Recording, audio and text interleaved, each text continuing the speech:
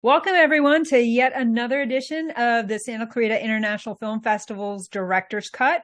As we know, it's where the founder and executive director, me, talks to our winning directors of our past festivals. So 2021, 2022. This month, I'm super excited because besides the fact that we have Fiona Cochrane, who, am I saying that right? Or is it Cochrane? Cochrane? Yep, Cochrane. Yep. Who won Best International Feature for her project Patu, black and white. We are an international film festival, and I'm not going to steal her thunder, but Fiona actually is in Australia, and she submitted to us. And can't stress enough again, we are, that's why we're there, Santa Clarita International Film Festival. And so we are thrilled today to have one of our international partners be joining us. And I'm in the afternoon, so I'm going to say good afternoon, but to Fiona, good morning. We're in the very next day. Good morning, indeed. Yes. And so what time is it in Australia? It is 10 o'clock on Wednesday morning. Oh my God. And I am 5 p.m. on Tuesday. And this is the magical world we live in now with technology, where we can be anywhere and talk to anyone and watch films from anywhere. So Fiona, let's start with, I love to learn about the journey of the directors, the story of the directors. Let's start with something really simple. Where in Australia are you located? Not that I'm a very good at geography, but Melbourne, which is down the bottom of Australia. Big city. Of the main island of Australia, because of course there's Tasmania below, but it's in the southeast. So how did you get into directing? Was this always, and first of all, let me take a step back. Born and raised in Australia, emigrated to Australia? Yes. Born and raised in Australia. Yep. And you always wanted to be a filmmaker, or you started out doing something else, or? No, I actually have two professions, two jobs. I'm actually a doctor. So I went through, so I graduated as a doctor, but then was always interested in film, and so have worked the two of them side by side, basically. I have never in all my time heard that. I've always heard the side hustle being like, oh, I drive Uber, I'm a wait. I have never heard I'm a doctor by day. I am a filmmaker by night. And that just blows my mind. A doctor of what, dare I ask? Oh, a medicine. So I work as a medical practitioner, just as what we call here general practitioners. That's what I was a GP. So I work 3 days a week at a clinic with a whole lot of other doctors, and then the rest of the time I make films. Oh my goodness. So now I have to ask, I mean, you said it was in you even though you're a doctor, but I mean, those seem so left brain, right brain. So how did you, number one, how do you switch between those two gears to go from left brain, right brain, very scientific, medical to very creative? And again, like you said, you always wanted to be a filmmaker. It seems as a scientist, it's very different from a creative. So I'm very curious. Well, no, there's actually a lot of doctors who do other creative things. And in fact, in Australia, there is a very well-known doctor who is Mad Max George Miller. Started as a doctor. He funded his the first Mad Max film. Real? Was funded by him doing locums as a doctor. So in fact, there are other, medical ones. But there's also quite a lot of doctors who do music and who do, a whole lot of other artistic things. So it's not always, not everybody in science is limited to science. I'm amazed and I'm impressed. So when did the filmmaking start? What was your first project? Was it a short? How did that come to be? Oh God, you're going back a long way here. So when I was studying medicine, so when I was still a student, I was sharing a house with a film buff who ran a radio program about films, and he was working in film stuff. He wasn't a filmmaker, but he watched many, many films, and I'd always loved films. And so we had a 16mm projector at home, and I went to him to all of these free screenings that he got invitations to. And so I sort of I didn't go to any formal filmmaking classes, because after doing 6 years of medicine, that was the last thing I wanted to go off and do. But I just learnt on the job and watched a shitload of films, really, basically, at that time. Yep. And then went and did some smaller courses to learn stuff. And I started working on films doing continuity, because I always picked up all sorts of things about, things on the film. So I went and studied continuity, started working on dramas in continuity, and then started working production managing, first ADing, learning a whole variety of roles and things, and then started making some film clips for friends at the time.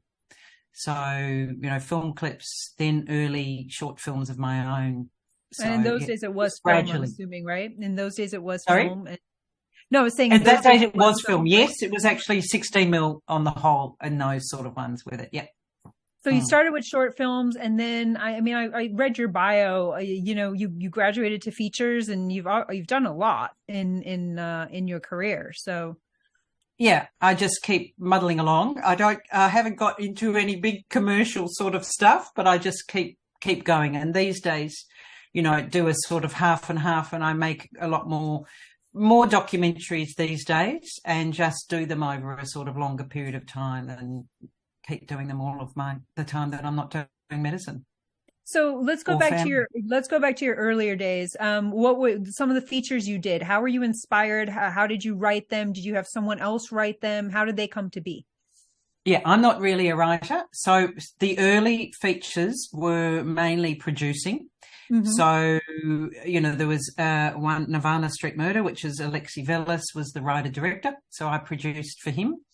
Leo Berkeley was another writer-director who made a film, Holidays on the River Yarra, which was a feature that I produced for him. So they were the early ones. I wasn't doing the writing.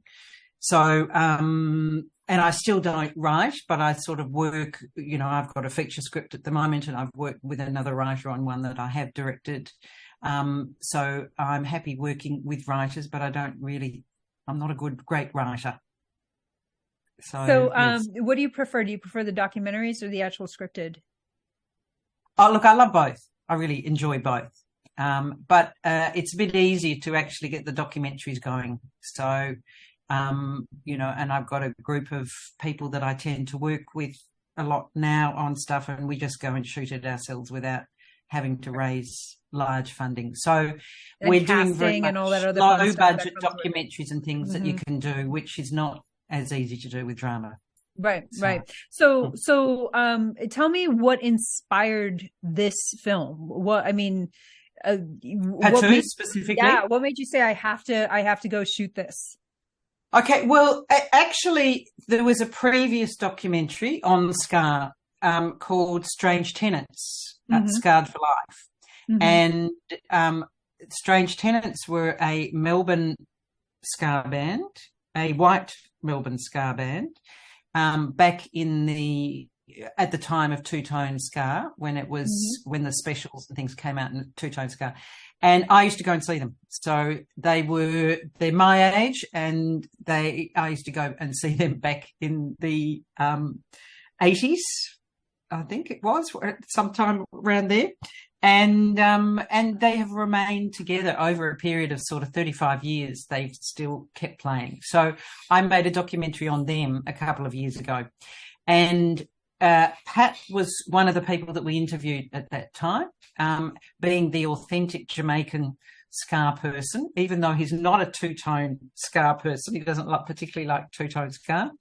He likes more traditional and rock steady. But so I had interviewed Pat for that, and we got on really well, and we talked about making a documentary on him instead. So he came out of the earlier documentary.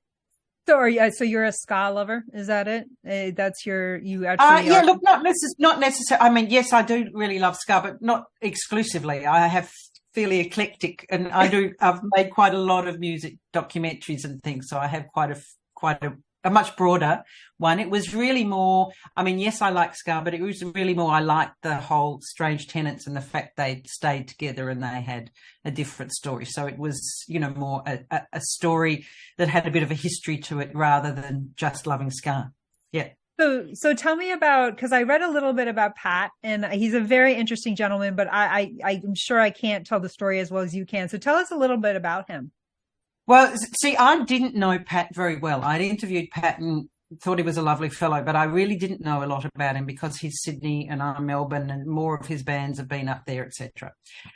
So when I started sitting down and talking to Pat, I thought I was making just a music documentary. But what I found in the interview, and then probably more, not just the interview, but more when I started talking to his friends and interviewing other people, the whole nature of, racism, black and white, his family structure, the fact that he has 4 children to 4 different women of varying different backgrounds, and how you work all of that and how that works out, which is why we called it Patu in Black and White, because it is about all those intercultural relationships and how you work that. And that to me became, the music's there and the music's part of it, but that became sort of the more interesting story for me in that. And it became a story about family. Go into that, because there was definitely some very interesting kind of, his kids. Tell us a little bit about that background, if you don't mind, for those who haven't seen that. Yeah, well, so Pat migrated to Australia at a time where, Australia is certainly, Melbourne is not so much now, but Australia has been quite a racist country. And he migrated as a black Jamaican with a girlfriend, because of a girlfriend who had to come back to Australia, who he'd met in Germany, where he'd spent some time. And then while that relationship broke up, he accidentally got somebody pregnant. And so while they worked together, he decided that he couldn't leave a child, and so he decided to stay and make Australia his home. And so he's now lived here for 35 years, and been around to be a father to that child, and then has had subsequent relationships with subsequent children, all of whom he's been, only one of whom he's actually raised in the household with him, but all of whom has been involved in their life in different ways, and they all relate to each other in different ways, but most of them haven't grown up together in any conventional household. So what was really interesting to me is to your point, kind of this ethnic mix and this melting pot by default, right? Of this blended family coming together. Can you speak to maybe some of the great little moments that you found when you were filming? Oh, look, I don't know that there was any specific great moments, but I think that probably the interview, and I didn't, in saying this, because Pat lives in Sydney and all of the interviewees are in Sydney, I had not spoken to any of them before. I didn't know any of them. So I went completely blind into all of the interviews, not knowing what we were going, just, fishing for what we could, get out of them. So it was really fascinating for me, probably more so than anything, interviewing his children and how honest his children were about Pat, about their lives, about all of those sort of things, and talking about, coming from a mixed background and how that made them feel and how they organised their lives with it. So his son I interviewed first, and he was fantastic in talking about all of those sort of things, how he's very close to Pat. He has a very good relationship with his dad, but he didn't grow up with his dad. He's got a very good relationship with his mum as well, who was white Australian, but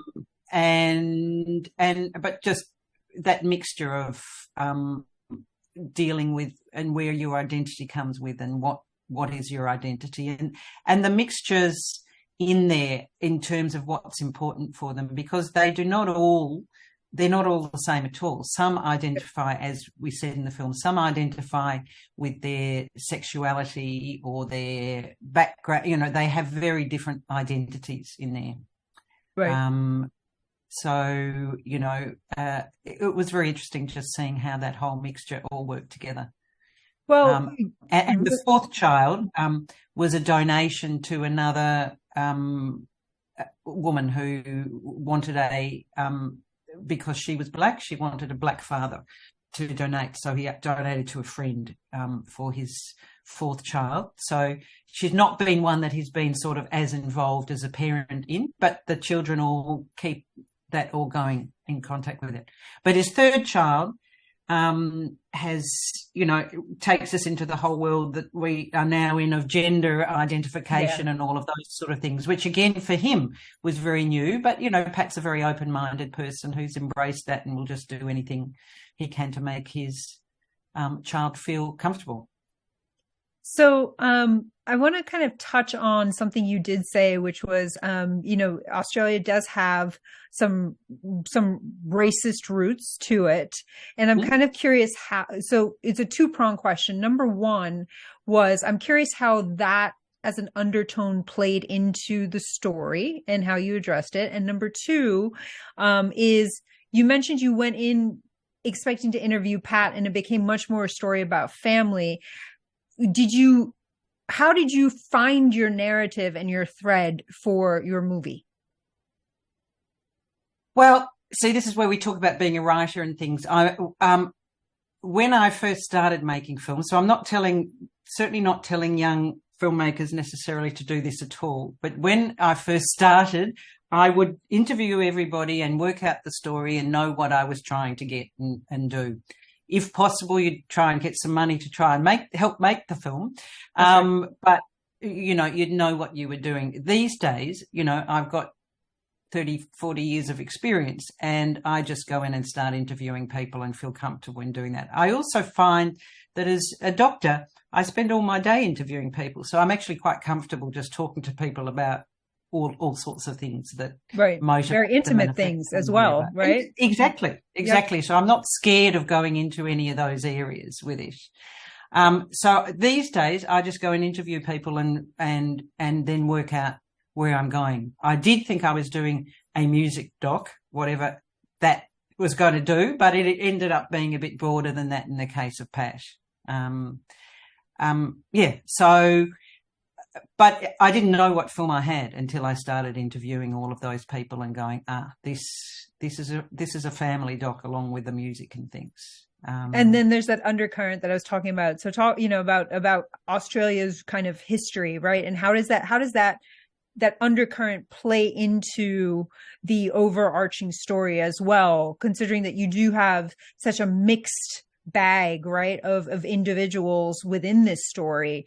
Was there any kind of reference back to Australia's history, how it's changed, how this is almost an Australian story? Yeah, Pat himself talks about, you know, when he came out, Australia was a third racist country in the world. And look, you know, Australia has a very awful history of the White Australia policy and all of those sort of things where, you know, we do have we were extremely racist. We were set up from Brits who invaded Australia, and it was not a good history as a colonizer. These days, where I live in Melbourne is an extremely multicultural place. So it is sort of fairly good. Indigenous Australia, if you haven't been to Australia, you don't see, unlike America, you don't see black people walking down the street, except in certain places up in Northern Australia, in terms of Indigenous Australians, because they're a smaller population and they tend to be in particular areas. So if you go to certain areas, you certainly do, but you don't every day. What you do see in Australian cities everywhere, though, is many mixed nationalities, many Asian, many these, you know, like, so there's a whole, there is a mix of colours, but you don't see the Indigenous in the way one might think that you would in Australia, but they're 2 to 3% of the population, so they're not as visible and have not had a good ride as far as Australian government and Australian people are concerned. So Pat, being quite obviously black, has had to deal with all of those sort of histories in Australia, and I'm sure he would say that things have improved enormously, but it's still something that he's very conscious of and that he has to deal with all the time. So, and Pat has particular ways of dealing with it, with humour and with other sort of things, and his son talks about that and how he uses particular methods to sort of humour people and get better responses, hopefully. Obviously, everybody varies, but there still is, as there is in America, there's still, racism is around. Yep, agreed. Agreed.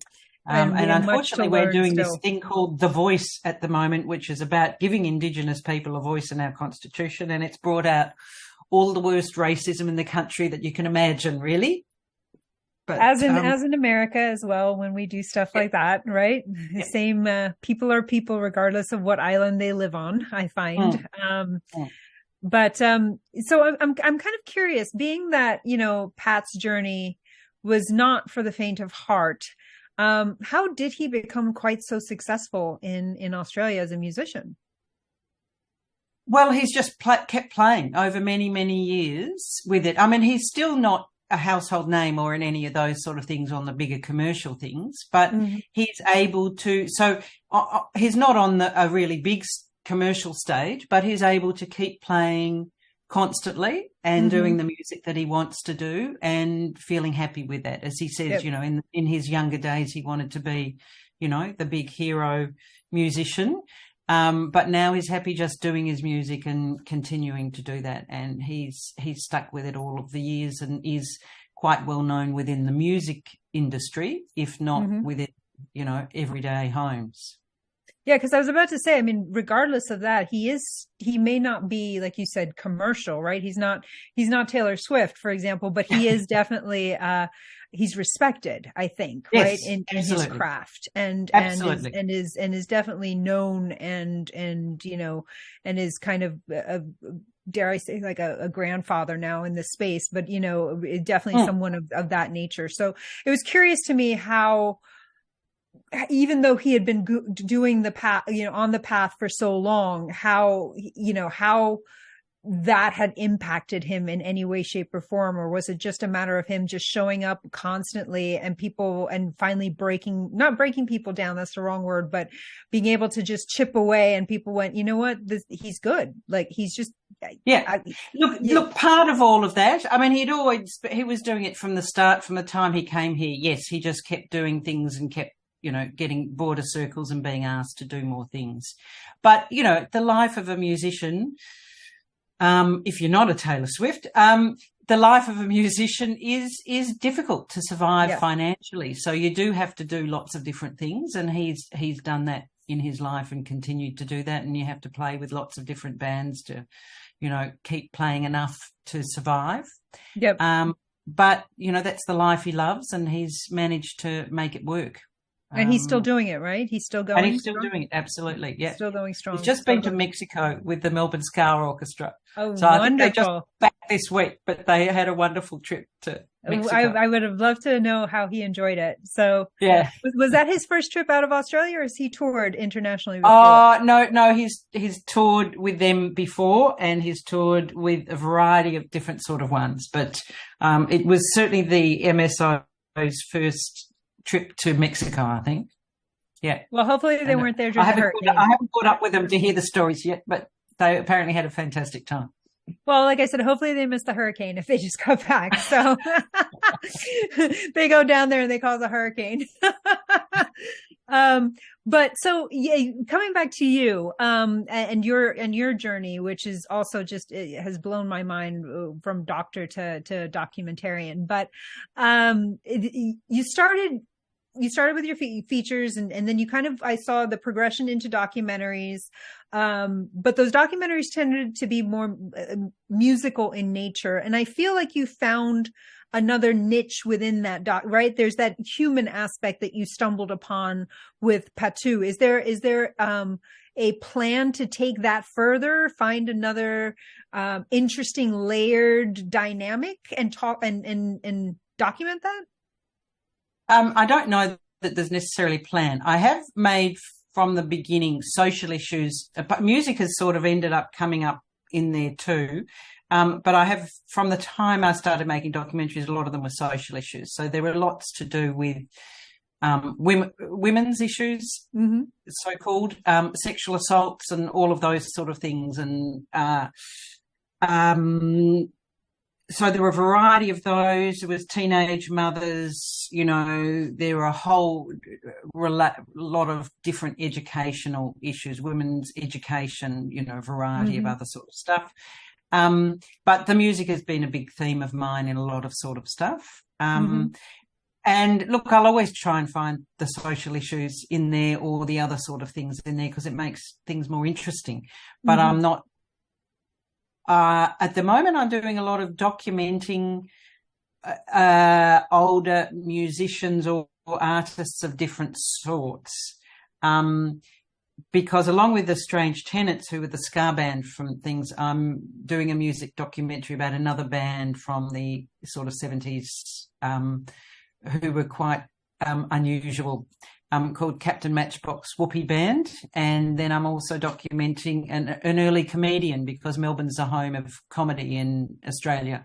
And the early comedy scene too. So I'm sort of doing a bit of historical arts stuff at the moment, and whatever comes with that. Plus, I have a series on photographers and their lives, and certainly in those, it's not just the art; it's about the humanity of the person and where they're coming from in terms of their lives. But it sounds like you find your story as you shoot, which is rare. These days I do. Yeah. Yeah. It's let's go shoot it, see what and then all of a sudden through that you find the narrative that has to be told. I mean, you don't just do anybody on the street necessarily, but you pick people to shoot. But yes, you don't know exactly what your story is till you do that. Yeah. Although that might be a good one to try. There's some wonderful stories out there on the street. So just pick one person on the street and follow them. You might find the next great one that you're shooting. Yep. Who knows? Absolutely. Yeah. So you've got these two projects in the air. What's next? I mean, obviously, no time frame on when they're going to get done. But when these documentaries are done and they're complete, other than going the festival circuit, what are obviously the women's issues? I mean, those kind of educational pieces. What's your distribution after that? Is it just the artist in you says, I'm done, I'm happy with it? Or is there really an outlet that you look for? Oh, no. Look, I certainly try and get distribution with them. Again, like any of these things, getting big distribution is difficult. But all of them go to festivals, to quite a lot of festivals, and they all then get onto certainly the educational circuit and things after that. Most of them go to television. So most of them will go to more our, ABC, SBS sort of more government-run television networks, or government-funded, I should say. They're not run by the government, but funded by the government, television networks, rather than commercial networks, because of the nature of them. But yes, so the majority of them will go into a variety of all of those things, and I will try and get distributors for them. There's one I've just produced for Mark Street, who's a filmmaker that I work with a lot, and that's about some Indigenous artists and things, and that's just about to be taken up by a distributor, and it will be screened more in demand film festival, in demand screenings, etc., around the world, which is another thing that's taking off now, in terms of groups of people getting together and saying we want to watch something on this subject matter, and booking a screening and stuff. So that stuff's taking off, which is really great. You don't have to try and necessarily fill commercial cinemas and do all of those sort of things. That's Yeah. right. You can, if you want, there's content out there and you can watch it and you can find it and you can support it and you can learn, and it doesn't have to be traditional. That's my 2 cents. Mm-hmm. Yeah. Yeah. So, I'm going more into those sort of distribution spaces with the films. Yeah. So again, I mentioned this when we were kind of off camera and prepping, but I always ask, and I'm, especially I think now this is poignant, considering, again, I keep coming back to the doctor because my mind is blown with that. But, for that person who's sitting there going, how do I make my film, or how do I get it done? Or, all these excuses, or I'm, I'm a corporate person. I'm not a filmmaker. Like, what do you tell them? Well, it depends on who they are and doing stuff. I work quite a bit these days with my son, who has gone to film school. So if you're a young person that wants to do it, go to film school if you can get in, and if that's a possibility, and if you can afford it, depending, I don't know what the funding structures are for, the film schools over there.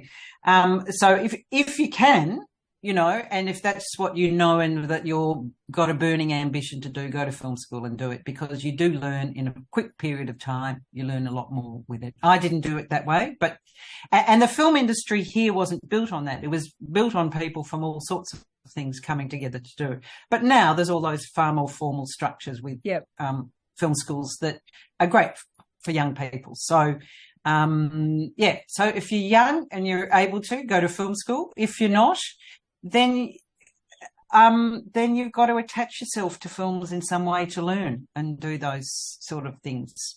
I get a bit frustrated with people thinking they can just walk into the film industry and be a director and go off and do everything tomorrow and they'll know what they're doing. No, you actually do have to learn something about filmmaking, about what you're doing and whatever. It's not just a good idea. You actually have to learn a bit about the craft of putting it together as well. So there's no easy answer for those. You've got to actually put some time in and learn and see what happens with it.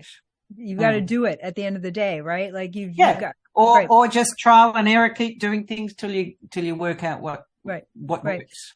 And I agree. At the end of the day, I think even if you go to film school, if you look at some of even like the great directors, when you see their work in film school to where they are now after a few decades, there's a growth, right? There's an arc to it. It's because at the end of the day, it's you learn with every single one. You take away something special. You go, oh, I'm never going to do that. I will do this, whatever the case may be.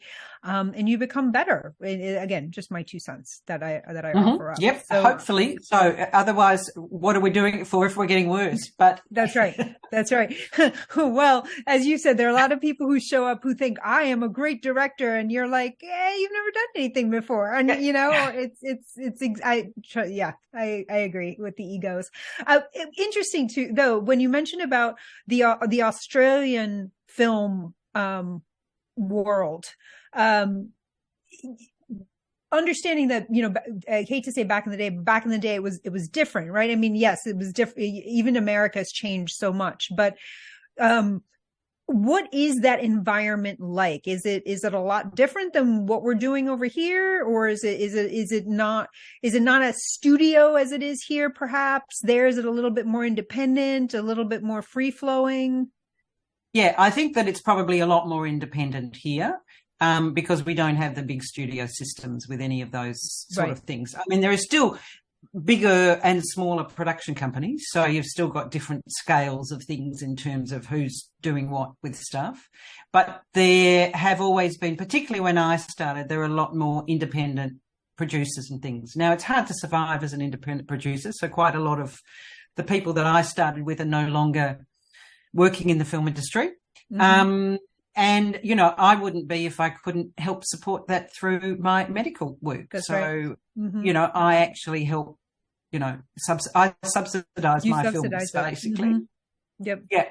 So, and some people are able to do that in different means and some people aren't, and other people get families and get mortgages and get other things and have to go and get a real job.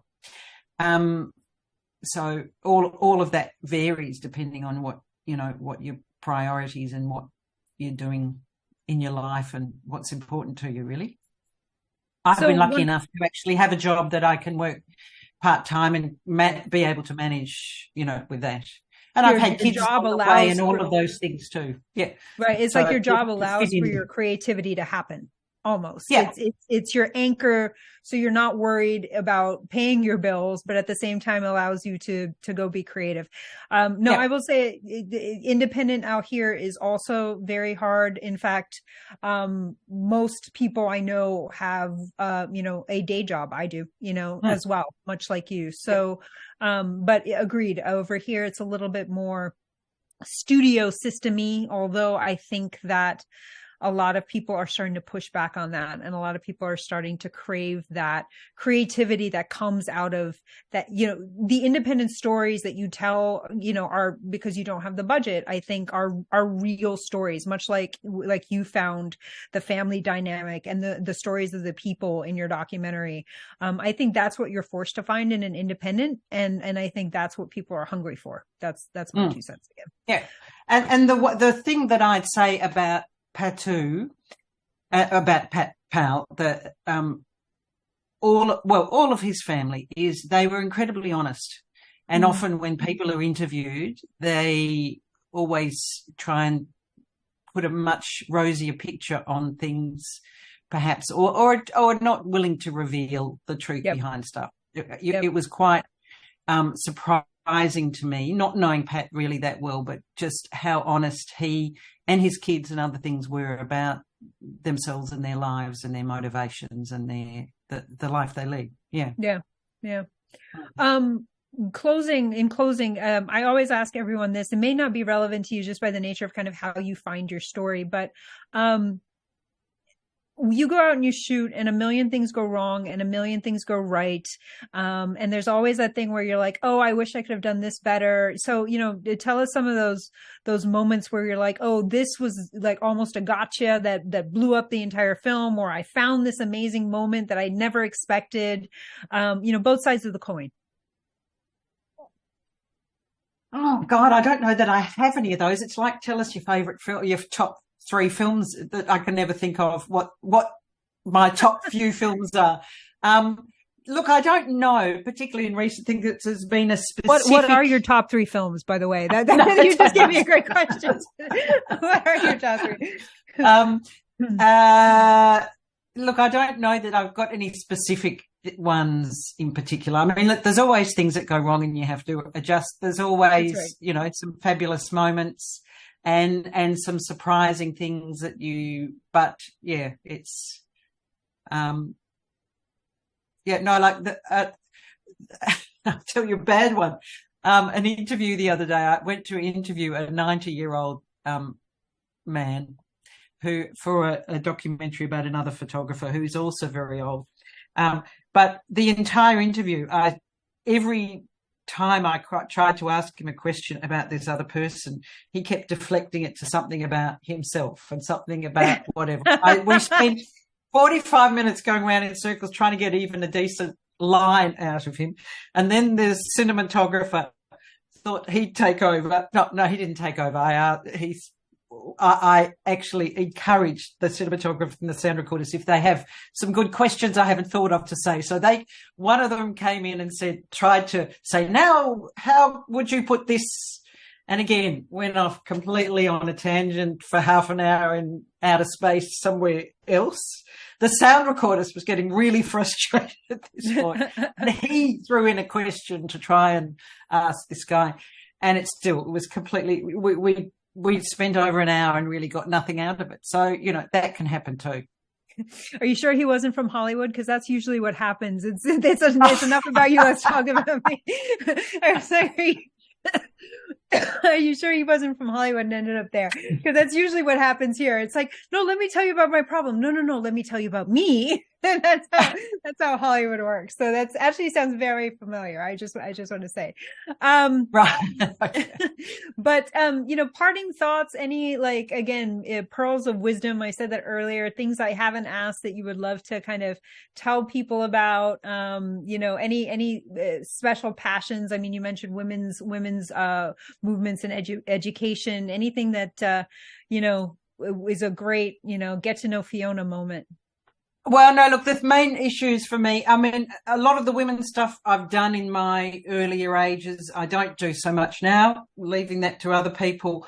I'm very passionate about public education, and about the environment, and I love the arts. So, they're the sort of things. But, my only really word of wisdom is go for something that you actually really love and care about and are passionate about. Don't try and fill time slots or be commercial. Just go for what you're interested in and it will be a better film as a result. Be an artist at the end of the day. Be an artist and stay true to that, I think is what I heard. Fiona Cochrane, thank you for joining us this morning in Australia. Again, amazing. We are an international film festival. So thrilled to be sitting here with you, my afternoon, your morning, talking about Patu in Black and White, which won our best foreign feature for SCIF 2022. And I hope that we will see you again. You were an absolute delight. I enjoyed this conversation very, very much, I must admit. So thank you. Thank you. Bye-bye. And we will catch you on the next director's cut. So stay with us. Don't forget, we're wrapping up submissions. And SCIF 2023, I was about to say 24. I don't even know what year it is sometimes. 2023 is December 7th, 8th, 9th, and 10th. So we will see you there. Thank you.